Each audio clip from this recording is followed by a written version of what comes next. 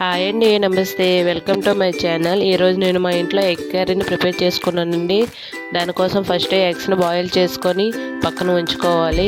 Next కళాయిలో కాస్త oil, పసుపు వేసుకొని ఎగ్స్ని బాగా ఫ్రై చేసుకొని పక్కన ఉంచుకోవాలండి. నెక్స్ట్ అదే కళాయిలో ఆవాలు, ఆనియన్స్, కరివేపాకు, టమాటో, కాస్త సాల్ట్ కూడా యాడ్ చేసుకోవాలండి. యాడ్ చేసుకుంటే బాగా వేగంగా ఫ్రై అయిపోతుంది. నెక్స్ట్ మన టేస్ట్ తగ్గట్టు పసుపు, కారం, మసాలా అన్నీ యాడ్ చేసుకొని బాగా ఫ్రై అయ్యాక కాస్త వాటర్ని కూడా యాడ్ చేసుకోవాలండి. వాటర్ కాస్త వేడయ్యాక ఉడుకుతున్న సమయంలో ఎగ్స్ని కూడా దానిలోకి వేసేసుకోవాలండి.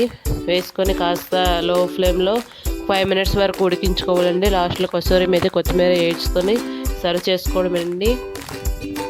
మీరు ఎగ్ కర్రీని ఎలా చేసుకుంటారో కామెంట్ చేయండి. వీడియో నచ్చితే లైక్ చేయండి, షేర్ చేయండి, సబ్స్క్రైబ్ చేయండి. నెక్స్ట్ వీడియోని మళ్ళీ కలుద్దాం.